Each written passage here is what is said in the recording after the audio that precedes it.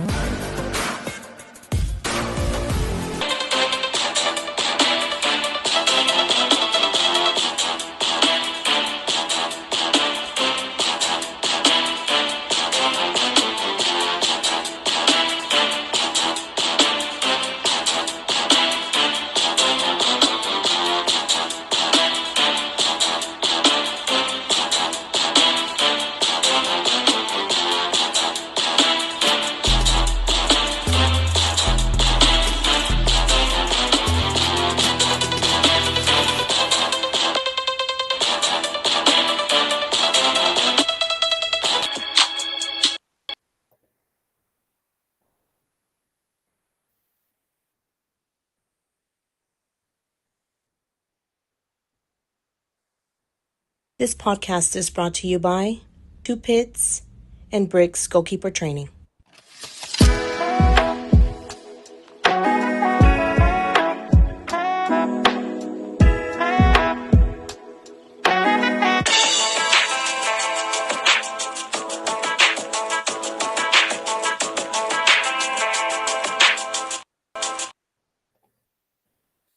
Hello. I am Coach O, and this is our National Scouting Service podcast show. If you got to see that intro, that was going to be with our special guest, Mr. Will Cianfrini, a standout student athlete at Galveston High School who plays two sports, which is football and basketball. So he will be our special guest tonight on our show. But before we bring him on, we got to pay the bills before we chat it up with him. The shirts that we wear on this show normally is college or high school shirts. They are made by Cold Tees T-shirts. You can follow Cold Tees T-shirts on Instagram as well as on Twitter. You can follow me, Coach O, on Twitter at Coach O Brown, as well as National Scouting Service on Twitter at National Scouting. And you can follow us on Instagram as well. This show is being brought to you in Meek and Zeke Studios. You can follow Meek and Zeke on all the social media platforms. We are also sponsored by Ink to the T T-shirts. You can follow Ink to the T T-shirts on Instagram, and by our supporters, Coach Herb Washington with Uncontested Hoops. If you're into trying to get your basketball and your skill training drills up, please follow Coach Herb Washington under Uncontested Hoops on Instagram. We're also sponsored by Running Back Giving Back, which is by former Kansas City Chiefs All-Pro fullback Kimball-Anders, as well as currently Hall of Fame inductee in the Kansas City Chiefs Hall of Fame. Also, Peace of Mind Athletics by Coach Thomas Peace. You can follow Coach Thomas Peace at Coach_Peace on Twitter, and Peace of Mind Athletics on Instagram. And Black Love and Marriage Our Way. You can follow Black Love and Marriage Our Way on all social media platforms. And by our main sponsor who pays the bills for National Scouting Service is Two Pits Barbecue and Briggs Goalkeeper Training by Mr. Coach Briggs. You can follow him on Twitter at Eric D. Briggs, and you can follow him on Instagram under Briggs Goalkeeper Training and Eric Briggs. Well, that's our sponsors for our show. You don't want to miss who we have coming on. Also, big shouts out to another sponsor that we'll be having coming on this year, and that will be by myself as well as by Coach Reggie Russ, and that's Coaches against drugs. We know that coaches don't have a lot of outlets of people that they need to talk to when they're facing problems. So we're going to bring a form of that to be able to coaches to be able to talk to, reach out to, as well as have seminars and get into the schools to be able to talk to high school athletes as well. With that being said, we're about to bring on our special guest. You can see this main individual in the screen, and that individual is Mr. Will Cianfrini, and we'll be bringing him on in about 1 second. And we do have him on the screen. How you doing, Mr. Cianfrini? Let me get on the screen with you, my man. How you doing today? Oh, hold on a second. I'm sorry. We had you on mute. Can you repeat that? How you doing today? My bad. I'm doing good. How are you? Man, we're doing good, man. And first and foremost, I would like to give you a round of applause for coming on our show, man. We are happy to have you on the show. Have a lot to talk about in just a short period of time, but we're going to try to hit on everything that I have to ask and some of the things that our viewers and our listeners probably have questions for as well. And anybody that's tuning in to our show on Stationhead app radio, and for those who don't know that, we do have our own podcast radio station. Just download Stationhead and follow National Scoutin. You can call in to our show on that, and you can also post questions and comments. And to those who are tuning in on Instagram, if you would like to post your questions and comments, we would like for you to go over to Facebook and follow us on National Scouting Service, as well as on YouTube. Subscribe to our channel, and that's National Scouting Service as well. And you can post your comments. We can post them on the screen for Mr. Cianfrini to be able to see, as well as myself, and maybe we can address some of your questions and some of your comments. Now, Mr. Cianfrini, before we get started, man, I would like for the viewers to know how they can follow you, where they can find you at, because they may want to post some questions to you, and I'm pretty sure you have a lot of fans out there as well. Instagram, just will.cianfrini. My last name is spelled with C, so Cianfrini. And then Twitter's the same thing, but just 05 at the end. So Will Cianfrini 5. All right. Well, we got that running across the screen, so you all can jot that down or write that down. And again, if you have any questions or comments that you would like to propose to Mr. Cianfrini, please post them, and we'll try to address them right here on this show. Well, let's get into it, Mr. Cianfrini. I like to start off with the thing I call let's breaking the ice, and we're going to break some of this ice with Mr. Will Cianfrini. My first question to you is, and I don't want to hear about the roster listing or the listing that you would like to have, but the actual height. What is your actual height? Okay, so my actual height is like 6'4", ish, but like you got to round it up. So I want to shoot or something. I'm telling people I'm 6'5". I'm taking that extra inch. So. All right, hey, you definitely, hey, you tall on the court, man. So I just had to ask that because I see in the book it may be 6'5", 6'5.5", or whatever the case may be. So you are 6'4". Well, like 6'4.5". But with that extra inch, man, I gotta take it. I gotta take it. Okay. I'm not gonna lie to you about that, but. Hey, we have our first viewer. Well, I ain't gonna say our first viewer. We have our first person to post a comment. One of my former teammates, and he's about 6'6". He thought he was a guard, but we always have to put him on the wing and on the post. And that's Mr. Herschel Wafer. And he says you play like you 6'10". 16? 6'10". Oh, 6'10". Oh, I got that. Yeah. So you play like a big man, man. You kind of play like a center, but you got that guard mentality game, even though you are a guard and a shooting guard. But I just wanted to know what that height was because I was like, dang, you are a tall kid. I have got to see you in person, but I never knew what your actual height is. I didn't want to get the roster height. I wanted to get Mr. Will Cianfrini's height. All right. My next question is, how many siblings do you have in your family? I have 2 siblings. I have a younger brother, Frederick, and then my older brother, Joseph. He's in college. Now, I had the pleasure of coaching your brother, a very outstanding athlete. I wish he would have continued to play, but that's here and there. At least he's in school and he's working on his education. Now, my next question is, when you was in middle school, getting ready to come to high school, your name was already a buzz. And they were saying, hey, man, he's just as good as his brother. Well, with being a coach, it was like, hey, I got to see this for myself.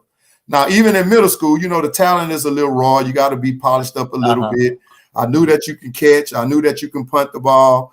And your brother was able to do the same thing. Mm-hmm. He used to tell me he can throw, but we never put him in the backfield to let him throw like a quarterback. But we know you can throw because we've seen that happen. Mm-hmm. Now my next question is, out of the three, who is the best athlete? I would say, like, I'm probably the most athletic. But, like, when it comes to my brother, Joseph, like, he is just, like, hardworking. He's going to be, like, the bulldog. He's just going to go all out. I mean, if I had his, like, he just worked hard. And you could tell, like, on the basketball court, on the football field, he was aggressive.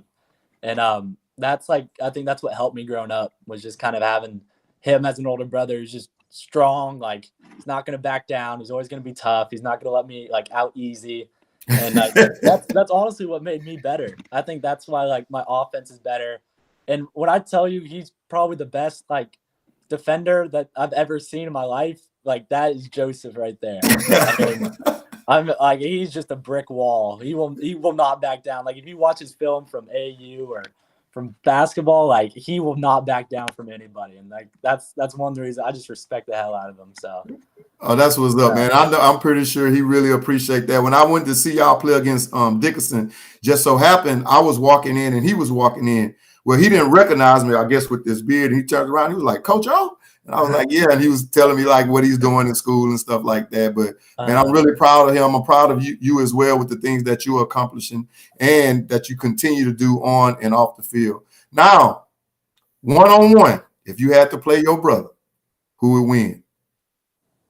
I mean, look, I'm telling you right now, growing up, we could never finish the game on one-on-one without a fight breaking.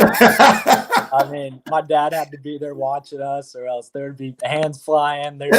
Someone would be on the ground, probably me. But I mean, we play one-on-one occasionally, and it'll go back and forth because, like, it's so hard to get around him, man. Like, he's such a strong body.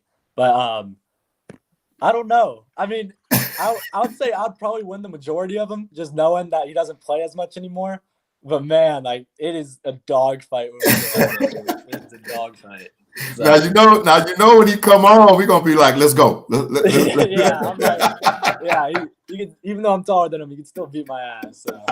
Hey, say what you gonna have to tell him now is, man, I'm in season. I can't afford to get hurt. So you can, I can't play you now. Right, and then he's gonna say you scared and all that. Yeah, just say, hey, after the season, yeah. Man, I love you. I have to record that because I love to see that. Yeah. Now, hopefully, I'm not on the ground getting my ass kicked. So. Now, my next question to you is: do you have a nickname? If so, what is it? I don't really have a nickname. I mean, Coach Elias, he calls me Sunshine.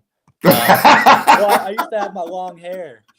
Right. I have a classmate, Hunter Haglin, and he calls me Sunshine as well. But just Will. They just call me Will. So.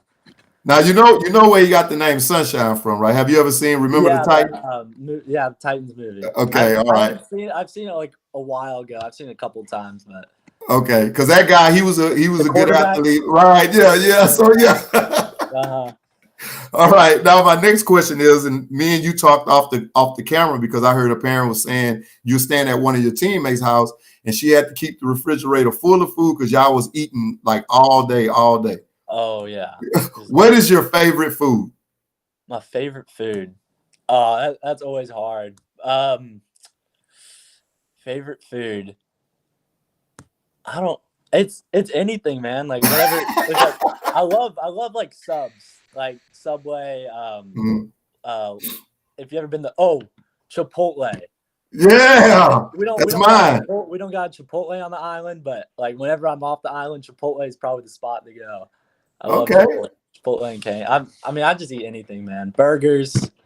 I'm a skinny man, so I gotta gain some weight. Eat whatever. But I'd probably say Chipotle is my favorite place to go. All right, man. I get that. What is called the veggie bowl. Oh yeah. Yeah, that's my deal, man. I love Chipotle too. Yeah. Chipotle, however you pronounce it, Chipotle. Yeah. Now, my last question with breaking the ice.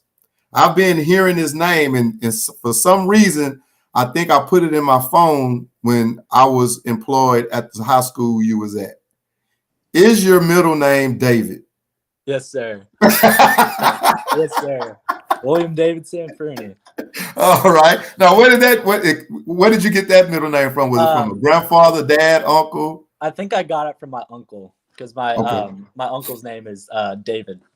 Okay. David Cianfrini. So yeah. he's See now, and I want the audience to know. I had told Will before we did this show, I was like, "Hey, I'm not going to go over the questions with you because I want you to be shocked when I ask you some of these questions, as well as I don't want the audience to think that this is staged." And I bet that kind of threw you off. Like, oh yeah, I Nate, wasn't go throw my middle name out there, man. Hey, now you go to practice on games, you be at the free throw line, they may start saying David. Oh gosh. All right. Yeah. Now my next topic I like to get into, and I always ask athletes this because I think this is one of the important things that I like to ask them to see where they mind at. And this is family over everything. Mm-hmm. How important is your family to you? Oh, I can't even explain that. It's so important. Like just going to a game, seeing my family there, they just really like, it's like that confidence boost. It's like, man, like basketball's so much like less than family, like family's so much bigger.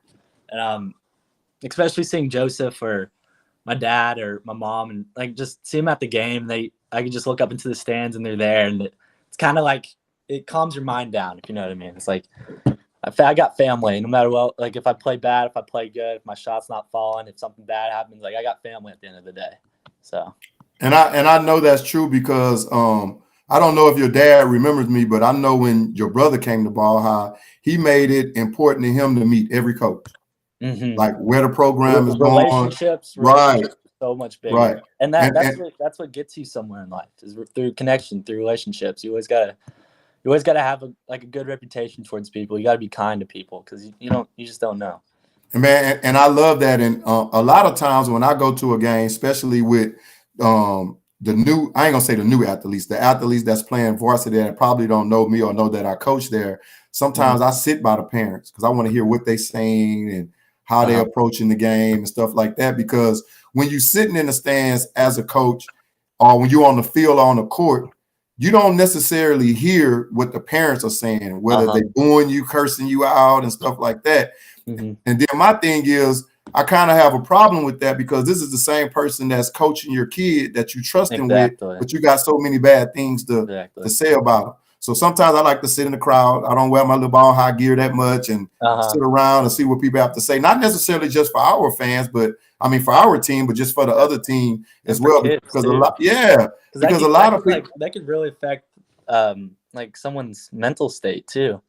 Like me, I used to be so timid by that. Like growing up, I used to be like, "Wow, they're like really talking to me." Like, but like as you get older, you're like, I mean, what are they doing? They're like grown up talking to a little kid playing basketball or football. I'm like, hey, see, but I'm glad as an athlete you have that type of mindset. But a lot of people don't have that mindset. And as coaches, we tell athletes all the time, "Hey, tune them out. Don't worry about the crowd." Exactly. But you can say that. That's hard to do though, because you got people booing and cheering, right? Especially if you're missing and they say something about it.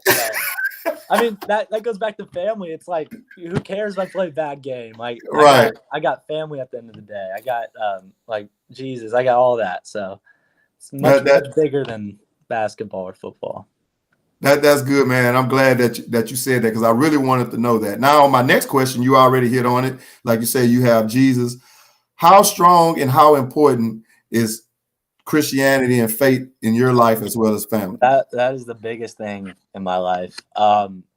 Sometimes like it can be hard, especially in high school, kind of staying on task, like reading the Bible every night and praying. But growing up, like my dad would bring us to church, or my mom, they that's like the biggest thing in our family is just staying religious, staying faithful, and like no matter what. I mean, every game I pray.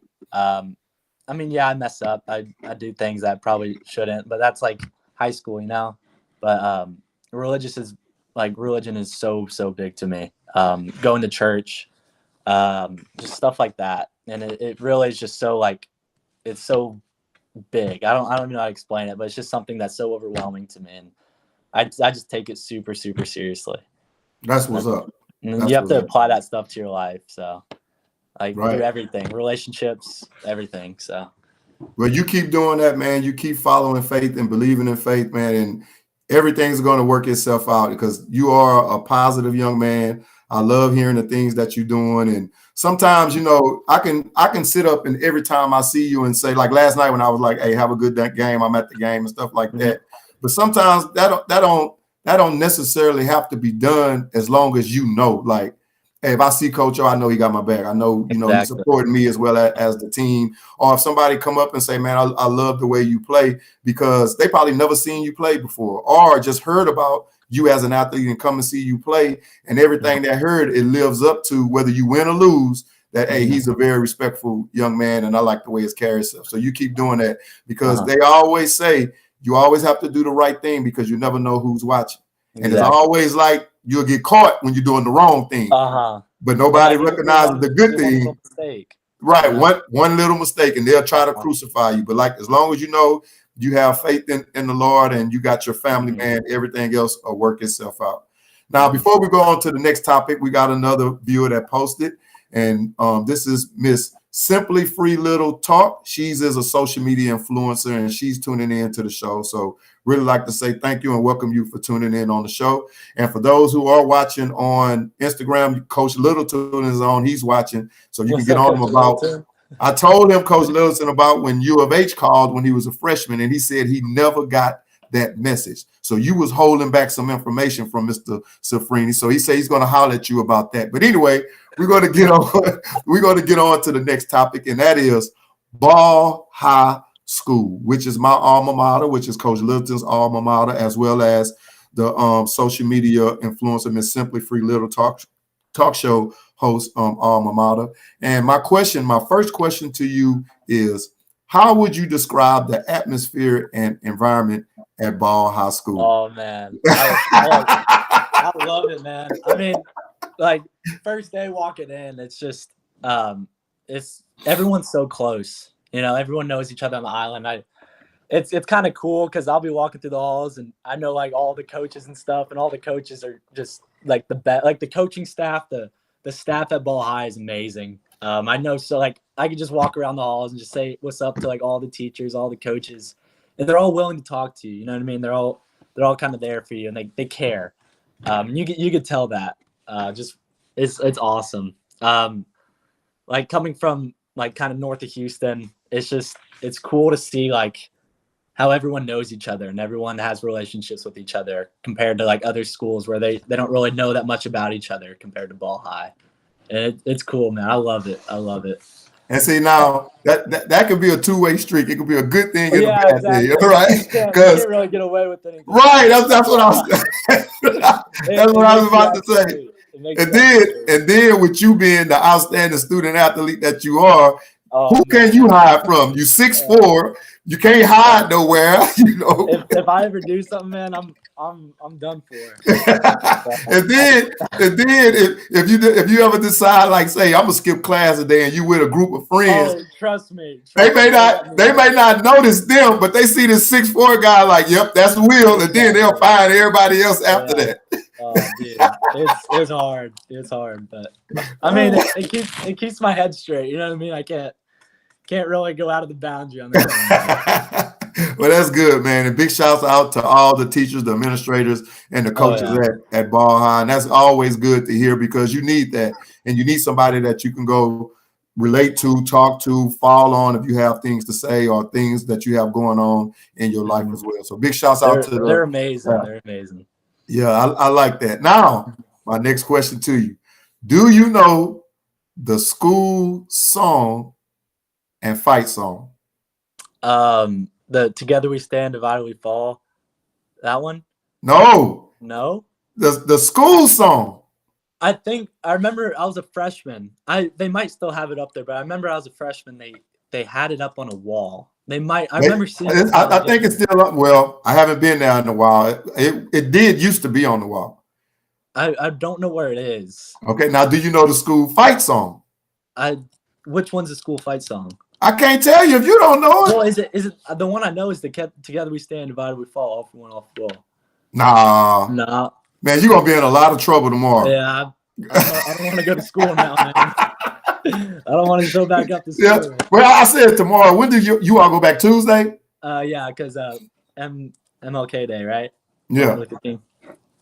Well, on Tuesday, you're gonna be in trouble. Now, when I was Yeah. when I was the assistant head softball coach there, every time we would get like on Broadway before we turn on 43rd, before we return to head to the school, we used to make our softball girls sing the. Have you ever heard like that? a pregame ritual? Not just after the game, whether win or lose, okay. they had to sing the school fight song.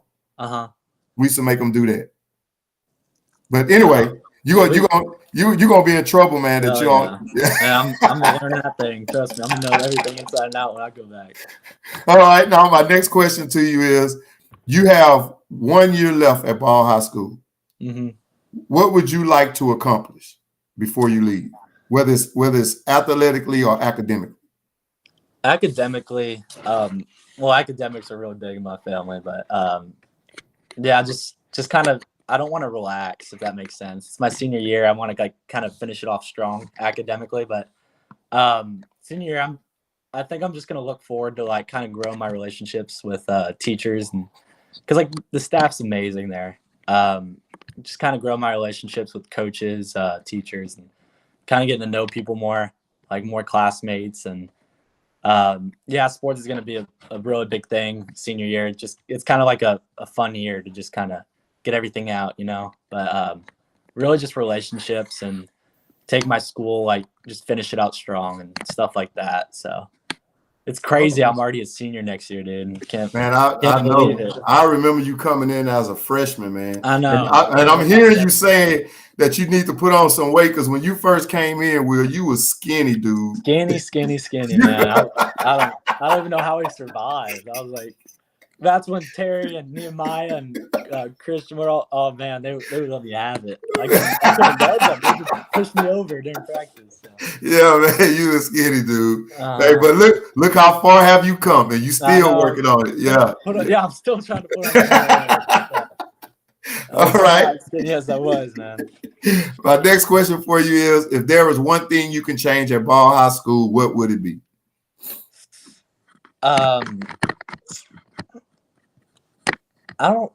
I think like maybe just that's hard. That's a hard question, man.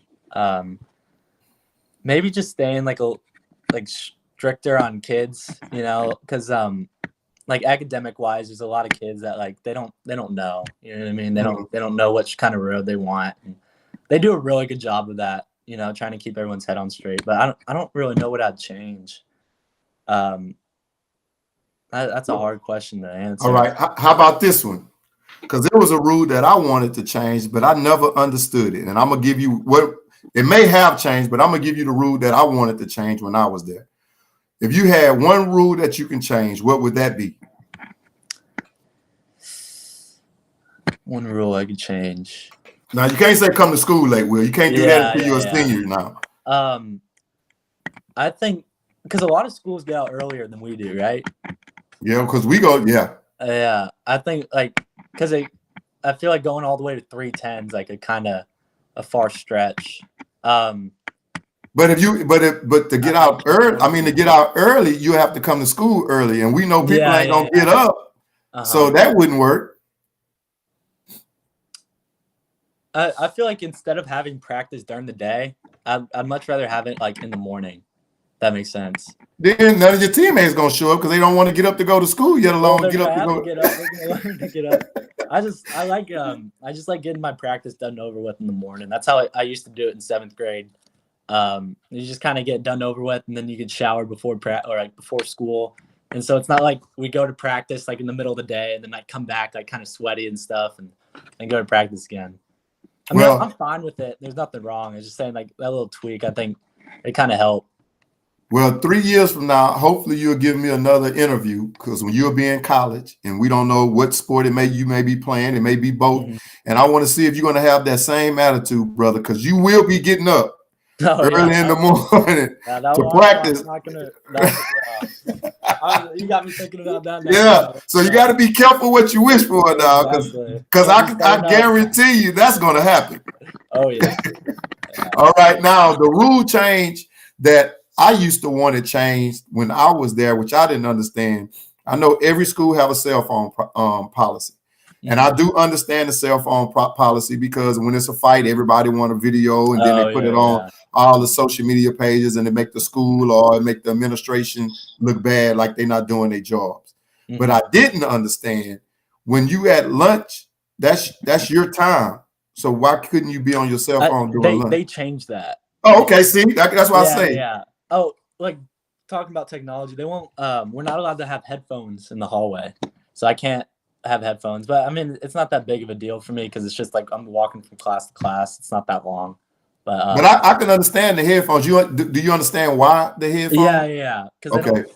Well, what I think is because they don't want you like listening to, or like kind of being distracted, I guess. Well, no, it's basically because it's two things. It's a safety issue. One, if somebody calling your name, you ain't going to hear them. And then a teacher or administrator may assume that you ignoring them, being rude. Yeah, and it kind of starts that. The second thing is, God forbid, if something tragically was happening and they trying to tell you to run or come here or come in the classroom, you steady jamming, you don't hear nothing. Yeah. You see people running, you think they just you think they just running to get to class because they late. So, but I understand the headphone. All rules are understandable once you kind of know like why.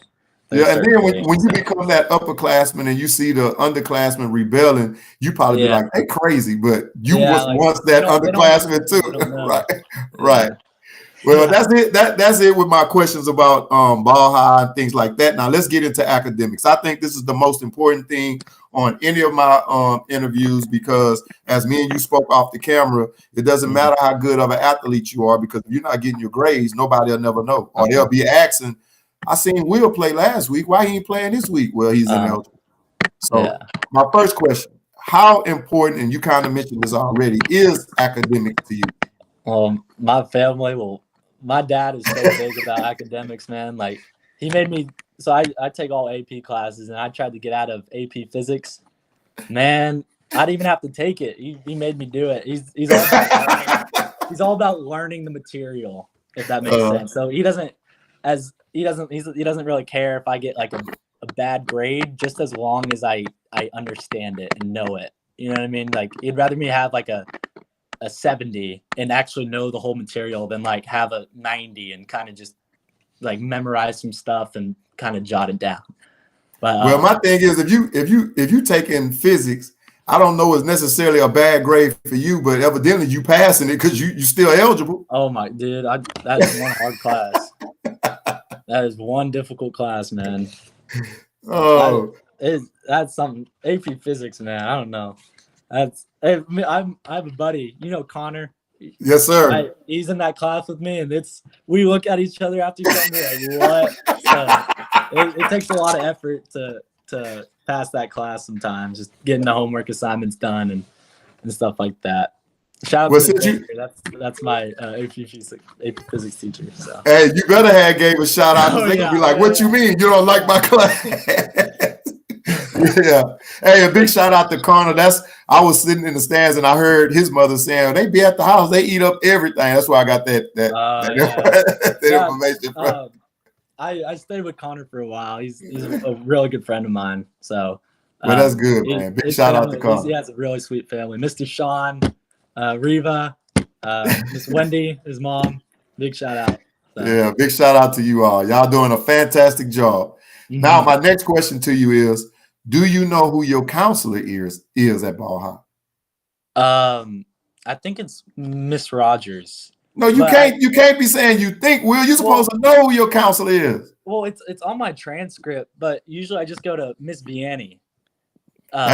Big shouts out to Miss Vianney. That's my girl. She used to help me with a lot of my kids with academics. I just go to Miss Vianney. I had world mythology as my 8th period, and we started learning about like Greek gods, and I was like, I got to get out of here. So I got talked to Miss Vianney. Miss Vianney hooked me up, put me in photography. She's a good one for that one. Big shouts out to Miss Vianney and big shouts out to Mr. Eltwich too. That's my guy too. He used to help me a lot. Yeah, that's my dude. Now, my next question was you already answered it, and it was going to be, are you taking any honors in AP classes, which you already answered. Now, that's a good thing because with your academics, with you taking these AP classes. I'm pretty sure your GPA is pretty up there. You know what your GPA is? I think a 3.3. 3.3. And then what you taking, and that's good. And what you taking these AP classes, that also help you with your SAT and the ACT. You don't have to score that big of a high of a score. But even though I know you want to score high, but it ain't that much pressure on you to score a high score. Well, we lost Mr. Will. Hopefully, there you go. We had lost you for a second there. Sorry for that. I don't know what happened. Okay. But you are taking AP classes, and that's a good thing. Now, my next question. What is your favorite subject? I actually have like, I feel like it depends on like the classroom and who's kind of teaching it. Whatever my favorite, because it kind of fluctuates. But favorite subject, I like math. Mr. Wilson, you know Mr. Wilson? Yes, I do. I love Mr. Wilson. He makes it really simple for us too. Like he really breaks it down. He teaches calculus honors, so he's a good teacher. And I like English. I never really liked it, but like talking about the academic side, like my dad's big about reading and kind of growing your mind through that way. And a lot of kids don't read now. I mean, I don't really read as much, but I'm starting to like English more, just kind of nonfiction books, learning about like things that are like true and real. So I'll say those two. Okay. It's saying like you like learning about things that's true and real. Yeah, I'm surprised. I'm not a big fiction guy. But I'm surprised like you didn't say history then. If you like, well, yeah, I enjoy history. Hold on. I enjoy history. It's history. I had, what did I have? I had Mr. Robertson. That's my guy too. He was one of my teachers when I was in school. So his classes, I love learning about history. It was AP government. It's just sometimes like history. It's just I love history. Like, don't get me wrong. It's just the assignments and stuff we have to do for them. It's just like, it's kind of off the charts sometimes. But well, I'm pretty sure with English you got to do a lot of writing and all that. Yeah. Well, that's good, man. Big shouts out to Coach Robinson. Big shouts out to Coach Key. Both of my teachers. Yeah, man, those was my guys, and I played baseball too, so he was my baseball coach. But big shouts out to him. My next question to you now, I got to put you on the spot. Who is your favorite teacher and why? My favorite teacher. Oh man, I can't disappoint, man. I got it. It's like I like each of my. I honestly love all my teachers. And you just kind of have to get on their good side, and they'll support you. I love Mr. Wilson. I could always walk into his class, and he'll say what's up. He'll talk to me about everything. He's a good teacher. My English teacher, Miss Moda. She's really sweet. Coach Key. I mean, I have a pretty stacked lineup right now. My Coach Garza. So he's my business info management. So like we build stuff in that class, and he's putting us on projects and stuff. We had Mr. A for the first semester, and he was a good teacher as well. So I'm kind of blessed this year, man. I got lucky. That's good, man. I'm pretty sure everybody gonna give you like 10 extra credit bonus points because you you called out all your teachers. Hey, and be sure you go in and say, "Hey, did you watch my podcast interview?" And they're gonna say no. So you need to go watch it. And then I gave you a shout out. Right. Hey, see, I'm helping you out here, Will. All right, now let's get into some sports. Now we're gonna start off with football, even though we interviewing you because of the basketball season, but it wouldn't be right if we didn't talk about football because you was outstanding in that as well. You have been, and then we'll get into the basketball. First question, playing football at Ball High School. I was a former athlete there, alumni. I played football. We had a pretty good team, but questions amongst alumni is, and I'm going to pose this to you now. You all went 10-0, correct? Regular season in district. Do you feel y'all the best team to come through Ball High, or y'all had the best overall record to come through Ball High? I mean, we got put in HISD, and I think I wouldn't say we're the best team to come through Ball High because I don't know that much about all the other teams that come by and stuff like that. But I think we didn't get matched up against the best players or the best teams, because I mean their schools are just not as big, or they don't have as much stuff as we do. But I think I'd say like probably I don't know that many like records that went 10-0 at Ball High, so I guess I'd say records. You all the first. So yeah, I guess we got the best record. I mean, I love my team, man. We have a pretty solid team.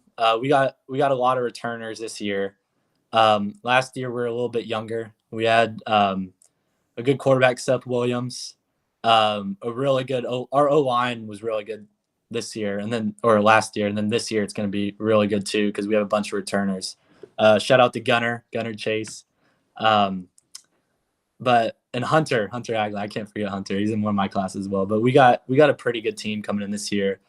Jonah Williams at wide receiver as well, just athletic freak of nature. But I'd say like we got a solid team, and the coaching staff is great.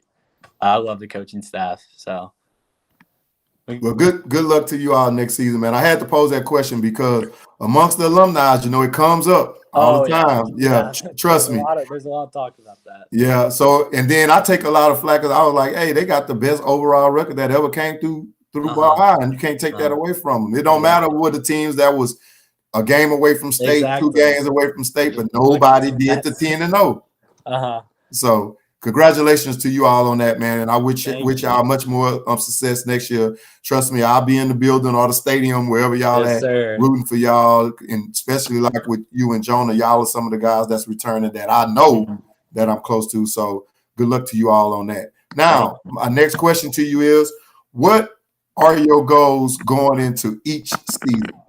Is it to be the leading receiver, leading touchdowns, to win, to go 10-0? I honestly, it's mainly to win. I don't really like have goals for myself to. I mean, I write goals, but that's like graduation stuff. But my goals during the season's just primarily to win. I don't really have like I want to score this many touchdowns, or I kind of just play, if that makes sense. I don't want to keep myself I don't want to think about myself during the game, because it makes you think more. You play more tense if you just think about, I got to do this and that, instead of as a team thing. Unlike there'll be times where I flip that switch in my mind. I'm like, okay, this is not going to slide. I got to go. You know what I mean? But at the playoff game, man, I was heated on the side. I was going back and forth, yelling at everybody, letting them have it. But I go into this year, I just want to be a leader. I mean, everyone wants to be a leader. I feel like this year it's kind of I'm responsible for it. There's a couple of kids that are responsible for it, the returning players. I think we'll have a really solid team just because of the kids we have, and we have a lot of returners. So we'll keep all the new varsity players intact, and the kids at Ball High are really good. So the coaches have done a great job keeping everyone in line, keeping everyone disciplined. A lot of kids are getting bigger. Justice, he got bigger. Stefano's got bigger. A lot of kids just in the weight room grinding every day. I come out of basketball and I just see them all breathing, and I'm like, oh my gosh! Whenever I come back, I'm just dead. But we got a lot of hard workers on our team. Chance Bailey being one. There's so many more I could go on, but I'd probably take a while. I respect the hell out of a lot of kids down here that just grind and work. So that's what's up, and big shouts out to the Ball High football team as well as the coaching staff. Mm-hmm. Question: do you think your stock is rising at receiver? Now that I'm starting to 7-on-7, I'm not used to it, man. Because I'm used to AAU basketball. I'm not used to kind of this select football thing, but it's cool. It's fun. I just try to have fun with it, and it's cool how things are starting to pick up. And I'm learning Deshay. I'm training with Deshay. He's teaching me some stuff. And hey, I had him on one of my shows. Yeah, he's a cool man. He's helping me a lot. Just because I'm taller and lining up, I have to stay lower because corners can press me and stuff. And it's cool learning about all this. And I always try to think act like I'm a toddler, because like you always ask questions. You know, you gotta always ask questions, and I think that's what's kind of helping me build my game as a wide receiver. So That's what I like that, man. I'm gonna use that. Think like a toddler, ask questions. And I used to always, as a coach, and not meaning to cut you off, as a coach, I used to, and I tell other young coaches, you can't be afraid of the why, because you got to have an answer to the why. A lot of young coaches, if a kid asks why, they feel like the kid is questioning them. Exactly. But they not. They question them in a sense, but they question them because they want to know. They're not questioning like why I got to do this, you know. But I like that. Think like a toddler. You could ask Coach Benai. Whenever I played quarterback, I would ask him like 100 questions on one play. Like, what am I reading? Like, how does this work? And real quick, I want to give a shout out to Jackson DePasquale and Mike West, because those guys are helping me with the 7-on-7 recruiting, and they're really doing a lot for me right now. So I really appreciate them. Big shouts out to those guys. Yeah, I probably wouldn't have been on this team. I wouldn't have been on this team for them or the 7-on-7 stuff. So they're really helping me with that, and Deshae too. Man, and I've seen the videos, Will. Now before we get on the basketball, because we're gonna get into your football accolades, and I got one more question for you. I'm pretty sure your basketball coach is hot at you. You getting on that football field doing 7-on-7 and playing. I mean, I talked to Coach Temple about it, and he's really good about it. I mean, he knows I play both sports, and he's watching out for me. He doesn't want me to like overdo myself or create stress injuries and like little tweaks. But I mean, I still stay focused on basketball, because obviously it's basketball season. Yeah. But I mean, all the coaches really do care. They're not gonna like bash me for anything. But yeah, I got in trouble a couple of times for being out there. But I mean, I understand it. He's right. Like, because there's sometimes I show up to practice and I'm sore and tired, but you know, I can't stop. It's addictive. I understand it, man. Keep getting it in, but be safe. My last question now, and me and you kind of talked on this. Will you be forced to play quarterback next year? And if so, do you think that will make your stock go down at receiver, with college coaches not being able to see you put up the numbers you did last year and wanting to see if you can do the same thing again this upcoming season? We kind of talked about it, but I was just going to say, like, being quarterback, I like being in control. And I don't think my stock will necessarily go down, just knowing that the 7-on-7 is going to help with recruiting more. But I don't think the coaches are going to force me to play quarterback. I know I'm going to like be rotating in and out, especially that we have Jonah at wide receiver. Like freaking nature. He could probably catch anything that goes towards him too. So I don't know. I guess we'll find out as the season goes. I talked to my coaches about it, and I think I'm going to go in for like pass read options and stuff like that. And they'll put me at wide receiver if, like, we need a big play. So we have Jonah on one side, me on the other side. Like, that's unguardable.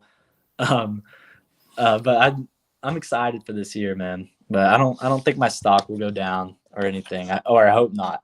But well, that's what's up, man. You kind of let the egg out the bag, because I don't think teams was preparing to see Jonah at receiver. But now you done gave the whole district, like, now we got to prepare for this big guy. I don't know. I'm just guessing.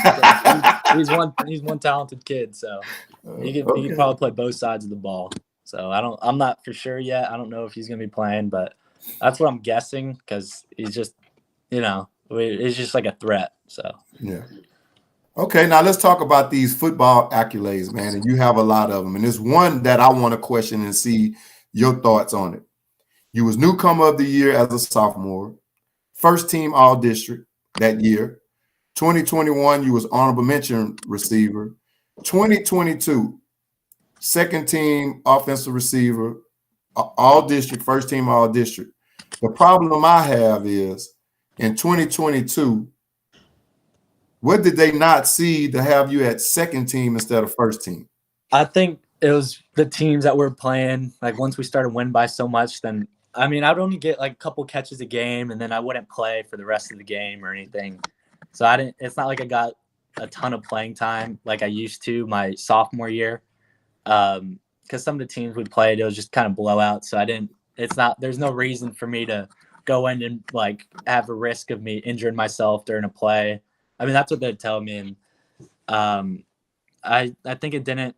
If we played more teams like we did my sophomore year, like Mag West in the first round, I think I'd have a lot more looks and a lot more yards and receptions and stuff compared to the year that we had going through this kind of district.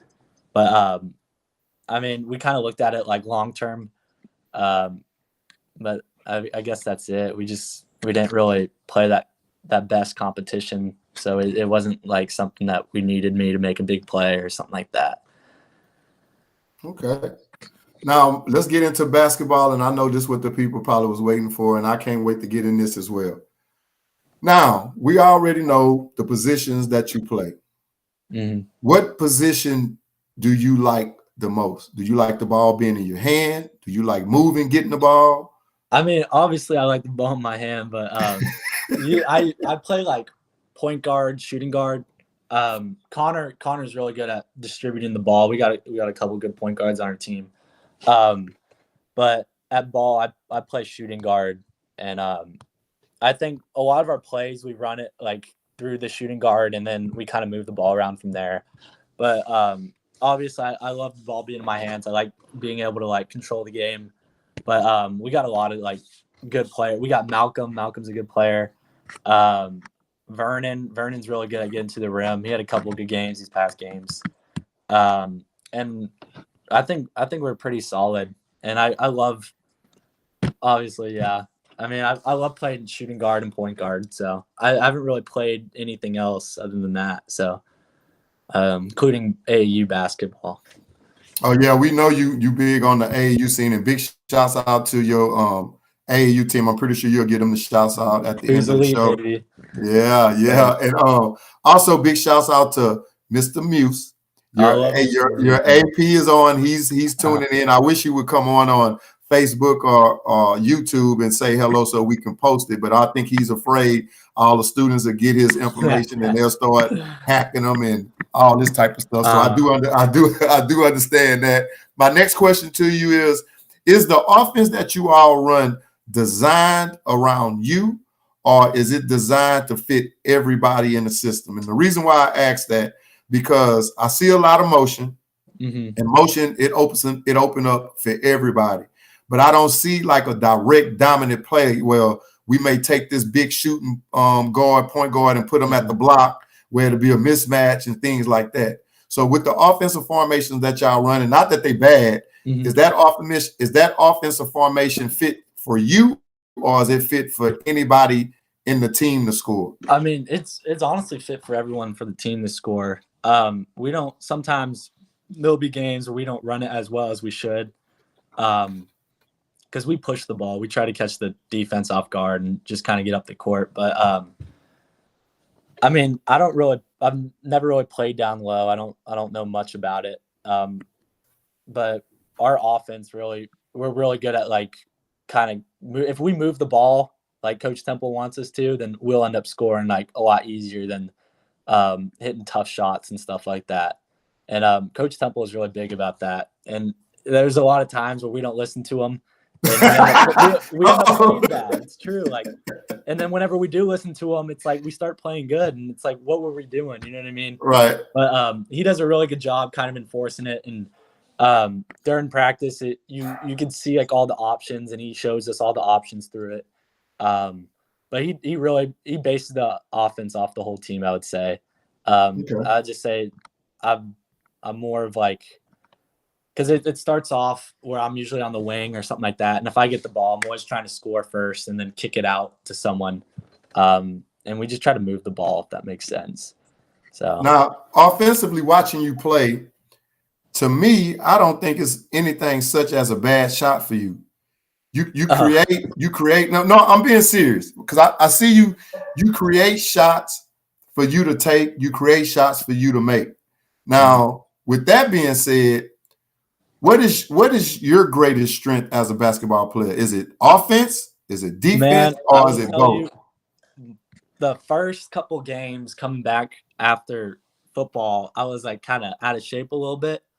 But defense is something that like my dad, my mom, like my whole family get on to me about defense.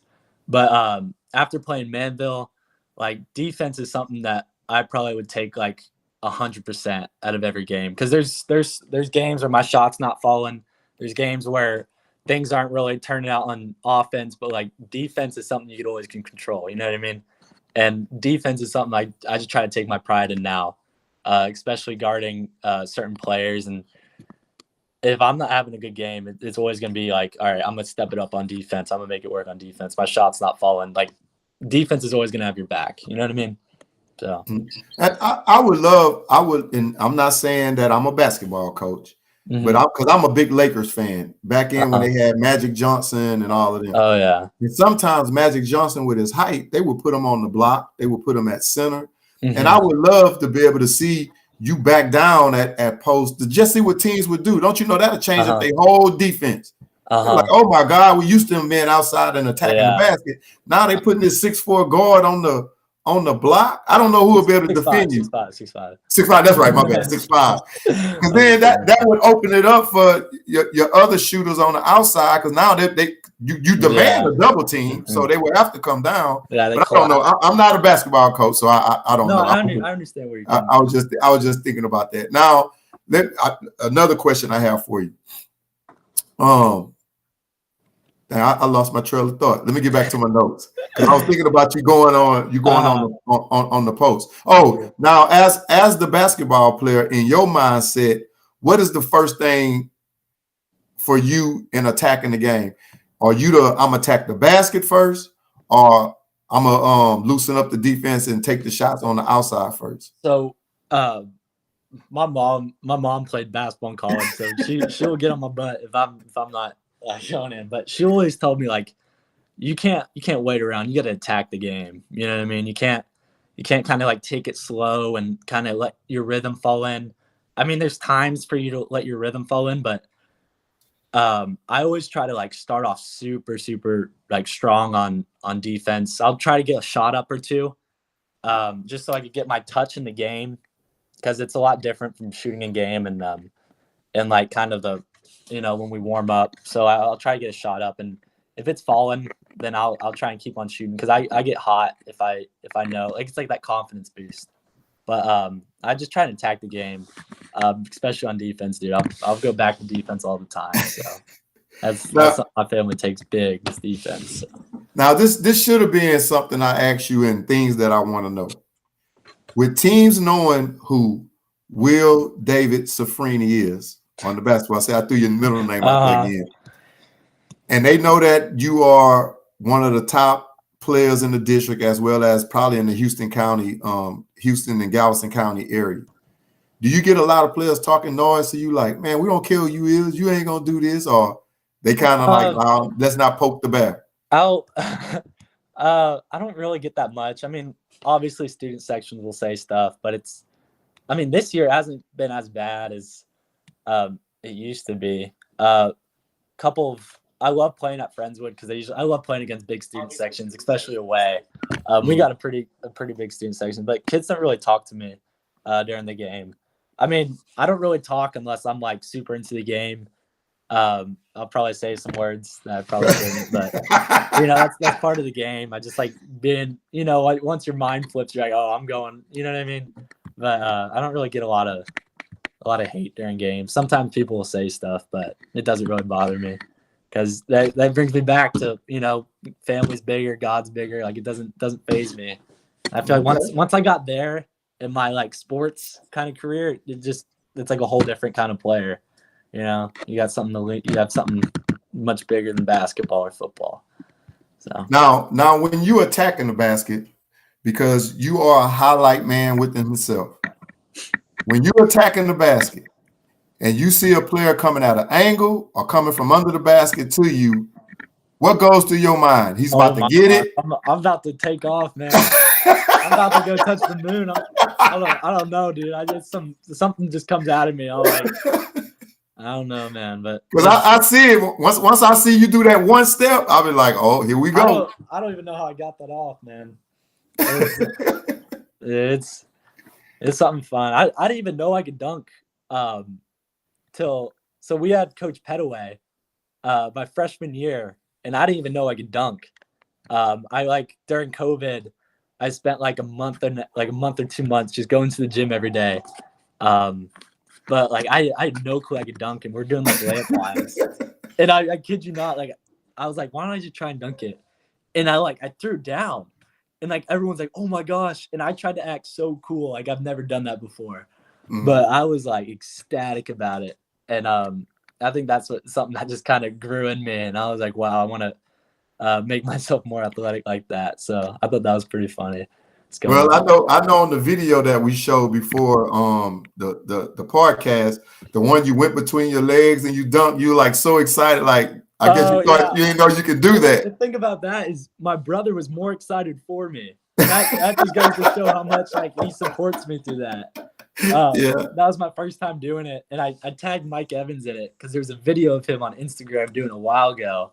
Where he threw the ball up and did it, so I thought you'd react to it. But did you get a response to it? I didn't get a response, but he ended up following me on Instagram, so I thought that was pretty cool. Okay. Mike's a cool dude. I met him playing pickup, and he like introduced himself, and I was like, yes sir, and he's like, don't call me sir, because I'm expecting him to be like this pretty cool dude, and he's just like he understands, you know what I mean? He's right. Like a cool dude. Big shouts out to Mike Evans. Now I got to put you on the spot with a couple of questions, Will, and it's pertaining to basketball because it was bothering me with two of the questions, with one of the questions, and another one is coming from our audience, and one is on Instagram. I wish he would have came to or I don't know if it's it got to be a he. No, it could be a she. I wish they would have came on our Facebook page or our YouTube channel and posted this question so you can see it as well. But I'm going to ask you. It says, ask Will who was his favorite basketball player to play with in middle school. In middle school. Oh man, middle school. So are we talking about 8th grade or 7th grade? Or just kind of they didn't post that. They just told me to ask you the question, and I'm gonna give. Maybe this will help so you won't get in trouble. No, I want you to say, because if you say the wrong name, I want you to be in trouble. So I didn't live in Galveston 7th grade. So 7th grade, I'd probably say like Bryce Cooper, maybe Matoyer, Clancy, a couple of those kids growing up. But 8th grade, 8th grade year. Okay, hold on. This is another clue. It was 8th grade. They said 8th grade. But I still okay. My favorite player. Okay. I'm a stay Stefanos Pothos for a good reason, but you gonna say a good reason? I love the whole team, but Stefanos. Way to clear it up. Yeah. But we used to practice free throws, and me and Stefanos would try and distract each other. And I kid you not, he would make me start crying, laughing at that free throw line. He would go all out. He didn't care what you did. I mean, that man could make me like. I would be bawling at the free throw line trying to shoot that or focus, but big shout out to Stefanos. So okay, well, this person they're viewing on Instagram, and again, I wish they would have came to YouTube or Facebook, but their handle name is D1 LeBron _. Oh, LeBron. Yeah, LeBron. I met LeBron at Austin. He went to Austin. He transferred to Dickinson, but he went to He was fun to play against. He always asked me questions, so he was cool. I love LeBron. Okay, shout out to LeBron. Big shouts out to LeBron. He's tuning in on the show on Instagram. And for those who are on Instagram, like I said, you can come on YouTube under National Scouting Service, post your questions and comments. We can address them, or you can come on Facebook. And y'all getting a treat tonight, because I'll just go like 5 or 10 minutes and let y'all know where we're live at, and then I'll go off. But I'm doing this for my guy Will, because he probably wouldn't have never heard from LeBron. So I'm glad we did that. My next question to you is, this is kind of trivia.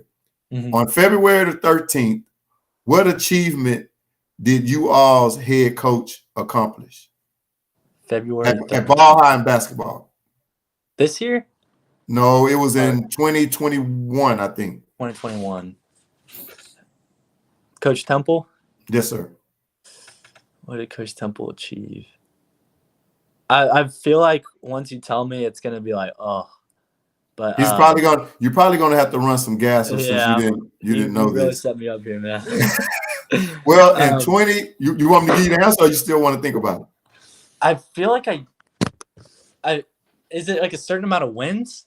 There you go, Will. Okay, Yes. Yeah. Is it I think you really gonna be a truck. So you got the wins right. So you probably ain't gonna have to run. You probably ain't gonna start in the first quarter now. 300.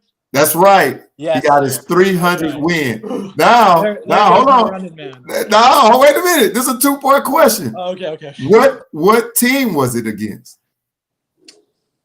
Oh, And it's probably gonna really hurt your feelings too. Laporte. Yes. Yeah. Man, I got that one right.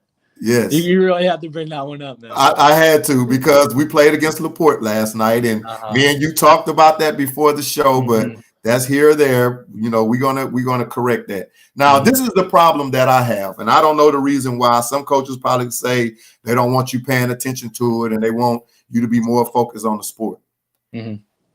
I know that you are one of the top athletes in the district. This is a fact. There ain't no rumors. There ain't no hidden questions about it, or whatever the case may be. But I like to go to max preps, and always to see what players are being engaged at, what their rankings are, and stuff like that. But when I go to that and look up my guy, Mr. Will Cianfrini, so I threw that middle name out there again for the viewers and the audience and the listeners can hear and know, I don't see your points per game up. I don't see your rebounds per game up. Things that I think you should be leading in categories, which you probably are. I don't know about assists. We'll get at the Tuck. He probably the assist man on the team. Why is that? Do you know, or did they tell y'all like we don't put that up there, or what? I don't know. I don't really check max preps, or I mean I'll look at max preps to see what team we're playing, or I mean I have the whole kind of schedule memorized, but I don't really check it as much as I probably should. Okay. Well, that's just something I was curious about, because I understand. Yeah, because then when I see these other schools who we didn't kick, and I see they got I'm like, game, who's the highest like how they up there? None of our guys up there. But anyway, you already addressed that for me, so I'm not going to ask it anymore. It's out the window. Now, my last question is, I got to put you on the spot for this. Right now, we're at 2-3. We had a 1-game winning streak. Now we're in a 1-game losing streak. The district we in, they take 4 teams, correct? And we at 5th place right now. We're at 2-3. Will Cianfrini, will we make the playoffs? Yes. I'm telling you, we will make the playoffs this year. And I'm not saying that like as a cocky thing. I'm just saying that I know my team. No, you're supposed to be confident. Yeah. Aaron Rodgers did it every year. He said, don't panic. We okay. We're okay. And we okay. We had a great practice this morning too. We thought we were going to be running all practice like last time. Just we showed up to practice this morning. We're like, oh, it's going to be like we got to stretch. Like I didn't even want to eat anything this morning because I knew we were going to be running. But we just had a really good practice. We got it was really good for our team, I think. And Coach Temple and Coach Dion did a really good job at practice today. They really helped us, and it wasn't like like run, like this is punishment. It was more of like an understanding kind of practice, and we worked on some stuff, and it's like we got a lot better today, kind of learning from our mistakes and stuff. So, well, y'all heard that from Mr. Will Cianfrini. Not putting you on the spot, but he is one of the leaders of the Galveston Golden Tornadoes basketball team, and he said, my alma mater, we will make the playoffs. So I'm not going to worry about that no more. I know y'all going to change things around, and good luck to you all in that. Now let's get into your basketball accolades. And if I missed something, I want you to correct me on it, because I don't want to leave nothing out. As a freshman, you was newcomer of the year, and I got to see you play. That's when you first was introduced to me by Mr. Parrish, Coach Sean Parrish, saying, man, you need to watch this kid. He can go. And you also got freshman of the year that year. You was first team all district. And I know I left something out. What other honors have you accumulated since then? Like my sophomore year? Yeah, this is freshman. That's all I have. Like the sophomore year. I think sophomore year, I think I got first team and stuff like that. I didn't really check it that much. So I think Coach Temple sent it out, but I think so. I'm not sure. I have to check it, but I think I got first team all district and something like that. So Okay. Now let's get into recruiting. And this is one of the things that I love talking about because I think it's very important, especially with athletes that come on this show that's getting highly recruited, or kids that come on the show that's like in middle school, and we talk about recruiting on how to get recruited as well as the importance of recruiting. Now, you already went through the football season. I kind of seen some things on social media. Did you have a lot of offers that was interested in you pertaining to football after the season? I didn't really, no really coaches have like called me or anything. I'm not really sure how the football. I'm kind of just started getting in the recruiting process. No coaches have really called me or texted me after that season. I've had a couple. They've texted me, showed interest, but it wasn't like, like we're gonna offer you or anything. And then now that I'm in 7-on-7, like I'm starting to pick up a little bit more interest on Twitter. So that's kind of cool. And that Jackson DePasquale and Mike West are helping me out with that big time. But I try not to stay focused on that because as I was going back to like we talked about this earlier, but if I get my head like kind of stuck in social media and seeing these kids getting all these offers, it kind of like, it makes you feel like you're not there. You know what I mean? And this summer, I'm just hoping it's either going to go one or two ways. So I'm just trying to sacrifice this summer and see where I end up. Okay. Now, with that being said, like you are on Twitter, as we know, you're on Instagram. Have you started reaching out to some of these schools or position coaches in the position you play? Not really. I mean, you got to. You gotta let them know that you are interested. You want to play. Trust me, like, how do I know you want to come and play for me if I don't hear from you?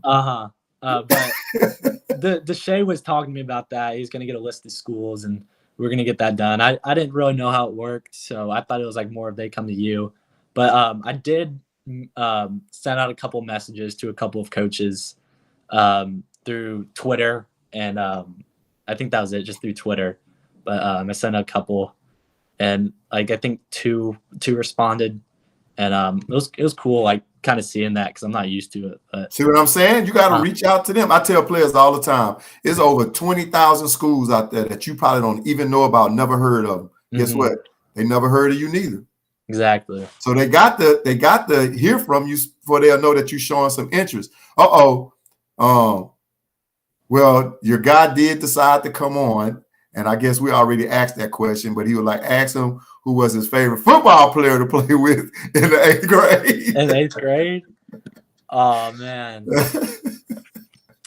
Football player. Oof, that was hard. Well, I mean, shout out to Coach Bolden. I love Coach Bolden. He was the coach, Coach Bolden, and I think that was our football coach. Yeah, Coach Bolden. Coach Bolden was a good guy. My favorite. Oh, Coach Court. Coach Court was also the other football coach. I love Coach Court as well. Shout out to both of them. But they put me on the spot. I mean, we had such a tight group. That's when I first kind of met everyone coming to Galveston. Was through Austin.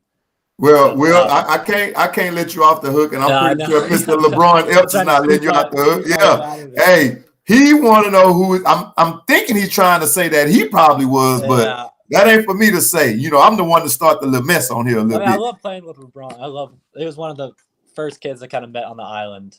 I just can't say one. It's so hard to say one. It was kind of everyone I met coming into that year. But someone who I could kind of relate to was Will Brunley, because he also played receiver and I played quarterback, so like we kind of had that little connection kind of going in. So Shout out to Will Brunley. All right, now we talked about recruiting. That's what we're talking about now. Is going to camps important? Have you been to any camps in football, or if you haven't, have you then got the word? Like you said, you kind of learning this recruiting deal. Like, hey man, you got to get to the camps too. So I'm gonna be going to like a lot of camps upcoming. So Jackson kind of helped me with that. My coach Morgan, one of the football coaches at Ball High talked to me about that, and I didn't know how important they were, but they are very, very important. I went to a couple for basketball. Well, I kind of been going to camps throughout my whole kind of basketball career, but football is like I didn't really know how it worked, but that's how you get attention, is going out to those things. So okay, it's exciting. Well, we have another. I told you these questions will come in, and this is from Faith Family Football, and they was asking about the connection with Laporte. Basically, on February the 13th of 2021, Will's head coach, Gerald Temple, accomplished his 300th win, and it was against the Laporte Bulldogs, and he didn't know who it was against. Well, he did know. I'm sorry. I did. Will answered both of them right. He got his 300th win, and it was against Laporte. And he was like, "It's funny that you asked that question because they lost to Laporte last night, so I had to kind of put that question with." You kind of gave me a hint on that one. Right, with the team that they had lost. But thanks for that, Faith Family and Football. We really appreciate it. Really appreciate you tuning in to the show. And if you have anybody that you would like for us to interview, please send them our way. Now back to this recruiting thing, Will, because we're not going to get off of this yet. I had to ask that question. Wait a minute. I lost where I was at. Okay, with the recruiting. What are you going to do better now in your recruiting process? You know you got to tweet to the coaches. Reach out. We got to reach out. We know we got to get to these camps. And you already have your Twitter set up where they can inbox you because they don't want to be posting where everybody can see what they're asking you. So what are things you're going to do better now, not outside of football as well as with basketball? What are you going to do better now in your recruiting? Well, we kind of talked about this before, but kind of just staying on Twitter and like Instagram, kind of seeing what they're like, if they're reaching out or whenever I reach out, kind of seeing the responses. I think Twitter is a big thing for recruiting, so kind of just staying active on it. I'm not big in the social media like we talked about, but I think if I just post more on my Twitter, and Deshae kind of helps me with that. He posted some stuff of us working out, and Jackson again. But probably just staying on top of like the small things, and just kind of take every day by day, just, the process. I try to break everything down into a day. So it's like, today I'm going to be the best I can. And then tomorrow I'm going to be like, all right, just today I'm going to be the best I can. And it kind of helps me just break things down. So I think that'll help me in the future and not kind of get overwhelmed about all the recruiting and what's kind of going on, but just breaking it down. All right. And hey, man, if you need any help, man, you have all my information. You know how to get in contact with me. And I'm going to tell you something, man. When I walked into the gym, when you all played Texas City, and it was like, "Hey, Will, what's up?" Da da da da da da. And just to see your expression and your excitement, that made me feel good. You were like, "Hey, Coach, oh yeah," like man, that really made it felt like that. Dang, I'm talking to a superstar. He's giving me. Hey, man, yes you are. Yes you are. In my eyes, Will, you are, man. And that really made me feel good because you could have easily been like, "Hey, what's up, Coach O?" and went on back to your thing because you was talking and everything. And you were like, "Hey, Coach O." I'm like, "All right, yeah." Maybe kind of look good in front of the people in the stands, that you talking to me. But I really appreciate that. Now, the last thing on the recruiting. I ask all the players that come on here, and I love the answers, and mine kind of stay the same.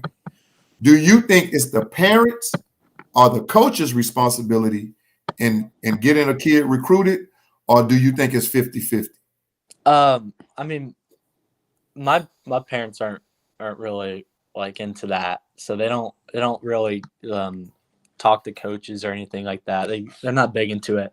But I'd say it's honestly the player and the coach, because I think as being a player, you got to want it. You got to find a way to kind of get recruited and talking to coaches, finding connections. But my parents aren't. They're not really involved in any recruiting, or they don't really talk to the coaches about anything other than like how your day's been, like how are you, how's your family, stuff like that. So, and that, you know what, like we said before, that is so true, because your dad never said my son should play this or my son shouldn't do that. Like, but it goes to like what we were saying earlier when I say I sit in the stands and I listen to parents. Not all of them are bad, and majority of the time, a lot of them don't have anything to say because they letting the coaches coach. Because you'll hear that this coach don't know what he's doing. Why they running that play? Why my son ain't in? But they don't see the fault in their kids or what they may not be doing or know the reasoning why they're not in. So I agree with you on that. But before I get into my thought on the recruiting, we have another person that had posted a comment, and they want to know. This is by Miss Bella Gavin, and I hope I'm pronouncing that name right. If I'm pronouncing it wrong, don't be mad at me. I apologize. I'm not strong in English like Will is, okay? That wasn't my favorite subject. And she asks, who inspires you? Who inspires me? Bella Gavin. Who inspires me? Everybody putting you on the spot, huh? I don't know, man. Growing up, I think my brother kind of inspired me, Joseph. Kind of just looking up to him. We didn't really have the best relationship growing up until I got like a year or two when we started living down here. It was kind of rough, but I look up to like Joseph a lot. Like it's hard sometimes because now that we're older, we're more mature, and he'll like say, I'm proud of you, dude. And it's hard to like kind of keep tears from coming out. But don't give me all that. I can't let him hear this. But I'd say it's too late. It's too late. Yeah, but Joseph, my dad, my mom, because they do work hard. That's like going back to that, just seeing my family in the crowd, and it really like it hits hard. Like it's just like, man, they really care. Seeing, I just have voice crack, but seeing friends and in the student section, it's kind of humbling. And that goes back, like I can just kind of connect all these things, but like back to religion, and it's like you have blessings, and like it's so humbling to see like the crowd, like the families down here. They're such great people, and especially the kids. I mean, I love the kids. And they're just such good people. Like our student section is just hilarious, man. But the kids at Ball High. But yeah, Joseph really was like someone I looked up to growing up, and he really pushed me to be better. And he cares. And that was like one thing that stands out to me. He's like he's willing to like travel to come to a game. He's willing to be there. He'll be on the phone with me before a game and like talk to me about like, hey, like, dude, just pray. Like you don't need to. This game doesn't matter. It doesn't define you. Just go have fun. You know, like just play defense. But he really is someone I looked up to growing up. And yeah. Okay, I like that, man. Big shouts out to Joe. That's my guy, and he knows that I love him to death. And I'm glad you had that brother. And you always can change in time. You know, like you say, y'all didn't have the best relationship, but that's still your brother. He still loves you. No matter what y'all did, the fights and stuff like that. I'm pretty sure it's gonna be a bigger fight when you get home when y'all play one-on-one. Yeah. Because I'm gonna need to see the video of that. But big shouts out to him, man. And I'm glad that y'all have that strong relationship. Now, with my question that I had posed to Will about the recruiting, is it the parents' responsibility or the coach's responsibility? And this is my take on it. So mine is kind of like 25 out of the 50 for both ends. On the parent side, yes, I think it's the parents' responsibility because, for one, don't hold all, and I'm not saying all the coaches are not trustworthy. You shouldn't hold all that trust in the coach, hoping that they're going to get your kid recruited. Yeah. You need to do the research in the background too. Now, like you said, your parents probably don't know. Well, your mother should know because she played basketball, but like they probably don't know too much about the recruiting. And this is what gets me. You can have a kid that's real good on the field, and that parent or dad probably be screaming their tail off because their kid is a superstar. But then if that kid don't get recruited, they upset. Why the coach ain't help my kid? Why he ain't get in school? Well, my question to those parents, why haven't you went up to that school one time and asked that counselor? Remember, actually, if you knew your counselor. Yeah. Why you didn't ask your child if he knew his counselor, and then you get to know the counselor and go to that school and say, hey, my son's scoring all these touchdowns and scoring all these basketballs. I think he's good enough to go to college, but will he qualify to go to college? What class is he taking? What is his GPA? Because I don't know it. What is the class ranking? This a test he got to take to get in school? Yes. He got to take the SAT or the ACT. So if they don't know these things, they need to go ask these questions about their child that's a student athlete and that's a star. Secondly, on the flip side of with the parents, now I'm on their side on this one. If you have a parent that don't know, they don't know what questions to ask. So I think the coach should say, hey, we got this athlete, Otis Brown, that's a good athlete. I don't know if you went to meet his counselor, but I think he have a chance on playing on the next level. But he's passing, but he's not taking the classes to qualify. You need to go see why he's not taking these classes, or if it's a reason, what do we need to do to change these parameters to get him in these classes so he can go to school. Now, on the coach's side of the ball, every coach that coach, it is not their responsibility to help that kid get in school. Now, if they're doing it, that's a plus. That's great because they got so much on the table. Not saying that they shouldn't do it. They got to come to practice. They got to come to work. Some of them that have to work. Now, if they don't have to work, they should already have a lot. Right. Practice, trying to figure out a way to win. Then they got to go home. They have families, if they married, if they have kids. So that's the defense for them. But now the flip side of that, if I'm asking and preaching to you to behave, be a well-abiding citizen and a student athlete, respect these teachers, don't you be disrespectful, show up to class on time, stay eligible, don't get in trouble, meaning don't getting kicked out of school, going to DAP. They still call it DAP. Don't be going to DAP or ISS and all of that. When you're injured, I want you to get healthy and get healed. Go to the trainer. Don't you miss no days because we need you on the field, but we need you healthy. If I'm asking you all of these things to do for me as well as my program, I don't think it should be a problem me helping you get in school. Whether we win or lose, if you getting kids signed and in school, I think you winning every time. So that's just my take. And I know I get a lot of flack from coaches and stuff like that, but that's to educate the parents who don't know. Yeah. Because if I'm asking Will to stay healthy or you going to 7-on-7, I'm not stopping you from doing that. Right, exactly. So that's my deal on that. And before we end up closing out, we got a couple more things I want to hit you with. The next one is Will Cianfrini as a person / athlete. What are your keys to success? Keys to success. I'd say like probably the number one thing is just discipline. And I listen to a lot of podcasts and they talk about and I kind of talked about this, but like breaking it down. So if you have a full day, or like let's say you have a month, right? You break it down to a week, and then you break it down to a day, and then you kind of break it down into like a time zone. So like let's say like I'll just break it down to a day. So I want to wake up early. I want to like get this done before school, go to school, after school. What do I have? I'm probably gonna be tired. Do something like that's relaxing, like maybe homework or chill out for a little bit, and then like kind of just playing your day off of like a day and break it down. And I think breaking it down and staying disciplined to the certain things, like because you're not going to want to do certain things, you're not going to want to wake up early, you're not going to want to go and work out after a game or after school or whatever, but just staying disciplined and taking every day, like the process, just taking every day by itself. And I think all of it kind of adds up as you go on.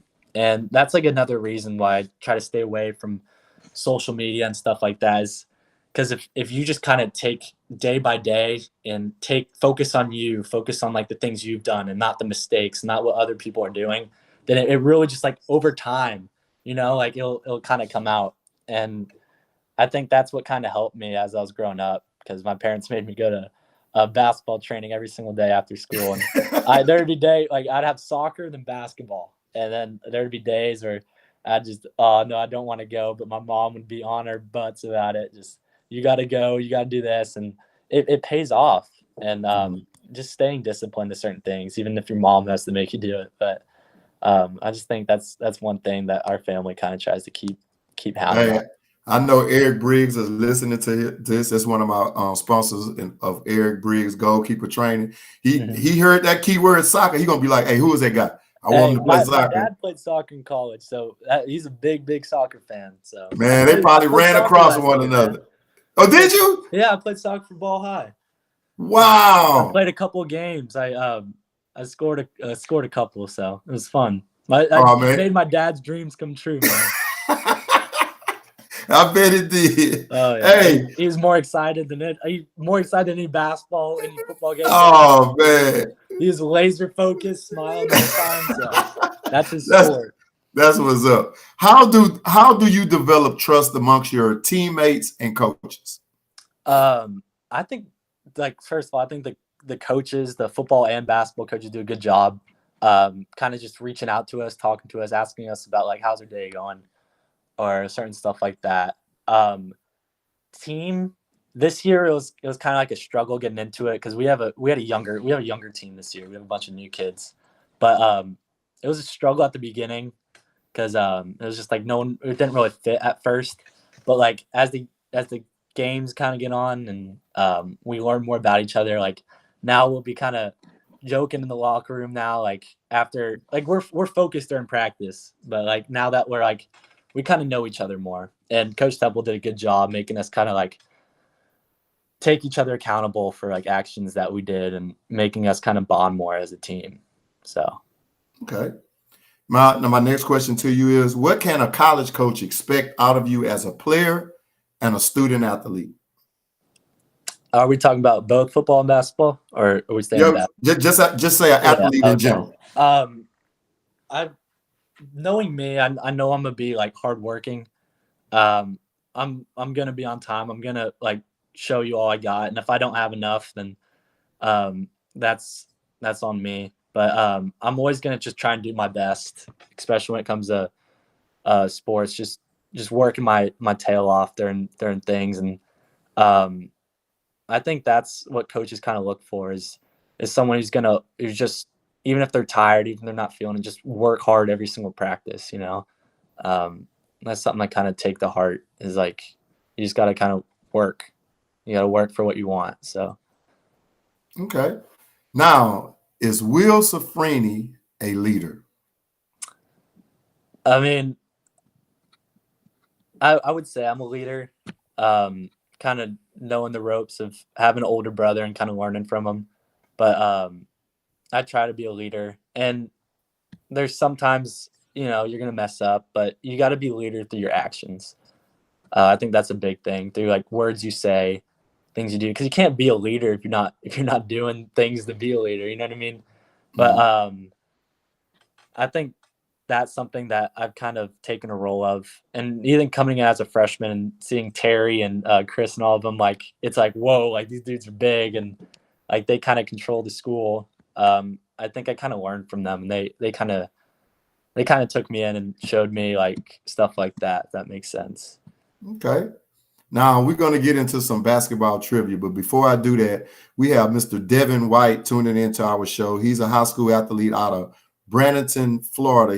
He attends, I'm probably pronouncing this wrong, Manatee High School, and he's going to be a guest on our show, but he's tuning in to your show. So I think that's big as well.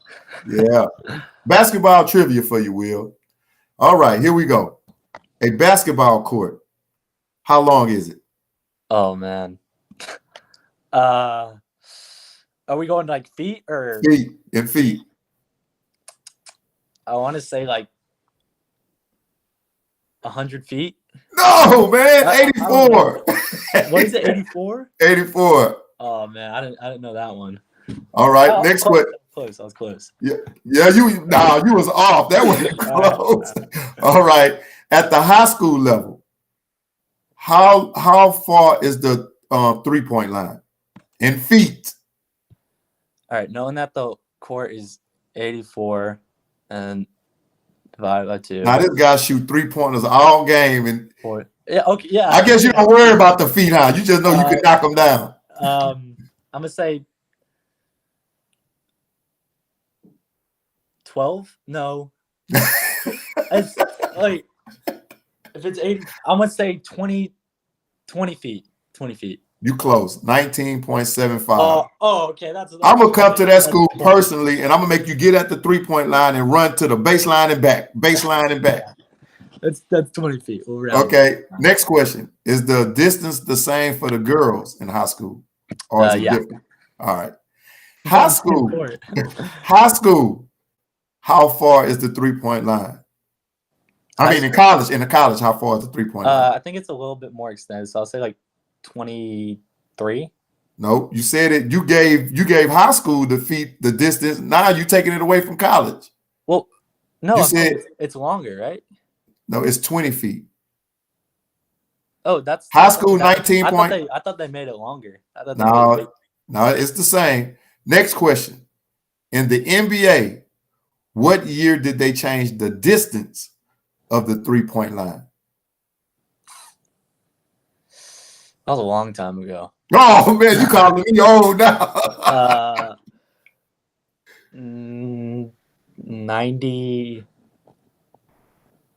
Stay right there. Yeah, I know. 1990. 1990. No, it was in 1990. Yeah. All right. Okay. That's enough for the trivia because I don't want you to have to run when you get to practice on Tuesday. Now let's get into NIL deals. These are some things I like. Me and you kind of discussed this after when we was off the show, before the show. How do you feel about NIL deals for student athletes? Well, now knowing like how they work after you explain them, I think they're pretty cool. Knowing that I can make money just off of playing ball, you know what I mean? So I thought that was pretty cool when you explained it to me. So yeah, because name, image, and likeness. If somebody's selling your shirt and it may not be your name on it, but it's your number, we know who number that is because why you selling that number, or if they using your pictures and they capitalizing off of it, or you got like you take photography and you got somebody taking pictures, and now that you sign it, it's taking some value to it because what if 3 or 4 years from now we looking at Will on television like, hey, I got his first autographed picture, and then you have somebody working for you to get these deals from you, whether it's from local businesses and stuff like that. Now, the only thing, and it always a pros and cons to it. Only thing I like and I wish they would implement, because I'm not going to say I dislike it. Let's just say you this big time college athlete and you get an NIL deal. I don't mind you getting the money, but let's put some clauses in it. Let's say every semester we'll give you a certain percentage of the money that you earn. It's your NIL deal. Now, I don't want to give you all of the money because once you start getting this money, now you get big headed and you feel like the coaches can't tell me nothing, I'm making money. Or let's just say, yeah, you have this NIL deal. If you stay eligible through the first semester, we'll give you half of it.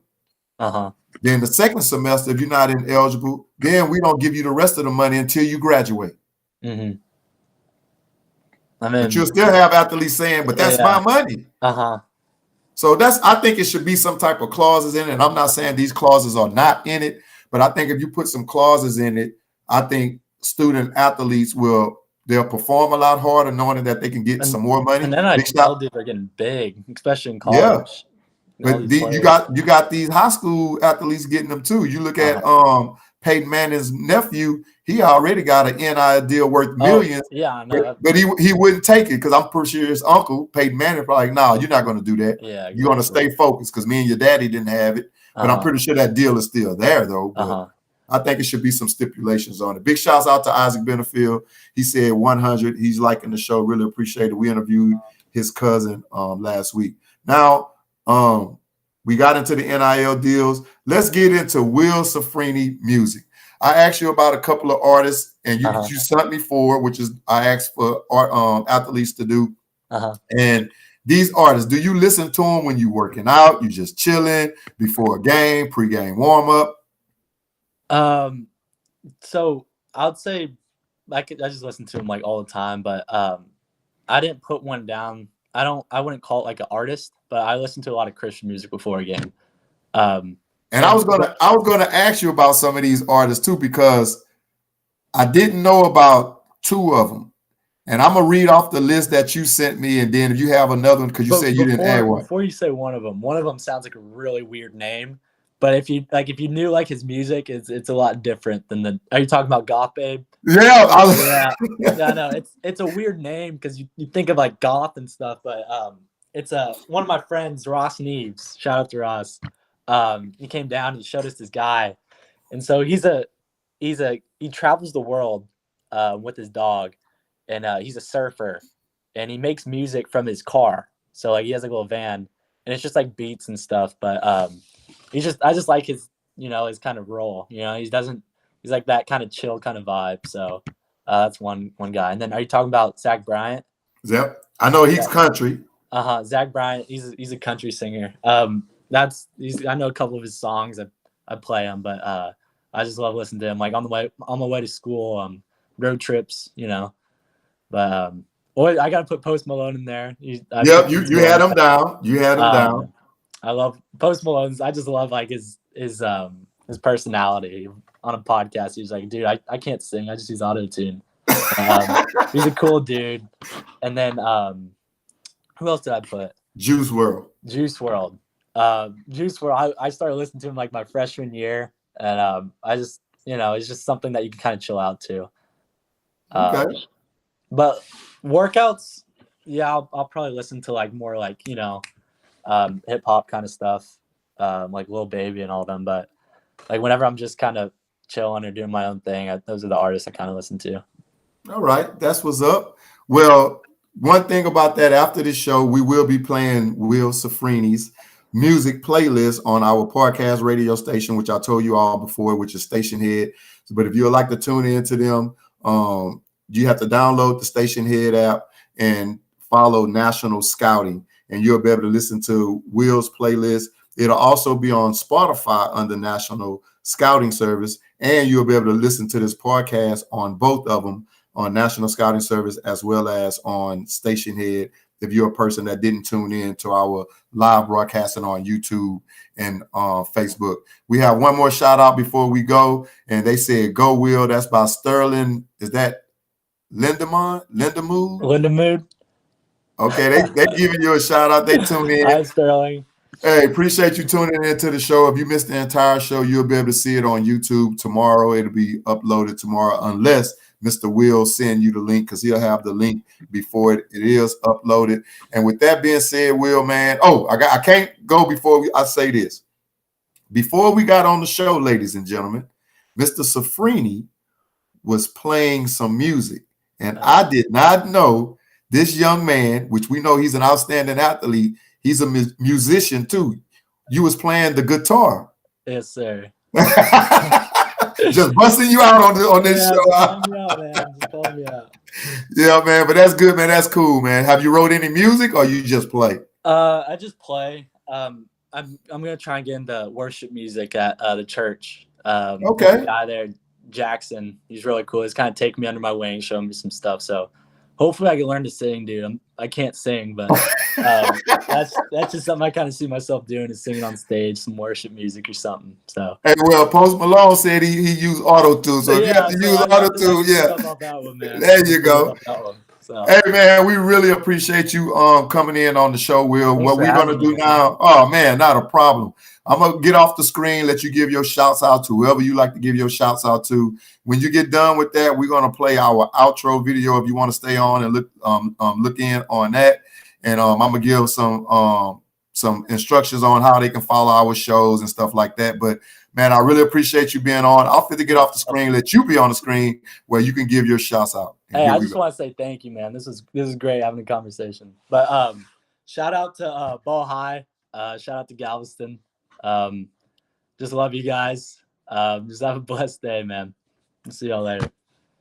All right, Will, man, we really appreciate you being on the show. And for those who have followed our shows or not following our local or our social media platforms, you can follow us on YouTube under National Scouting Service. You can follow us on Facebook under National Scouting Service, and you can also follow our podcast radio station on Stationhead. You just have to download the app and follow National Scouting, and we're also on Spotify. This show can also be listened to on Stationhead as well as on Spotify as well. Thank you to all of our viewers, our listeners who tuned in and post their comments. Hope we was able to address all the comments.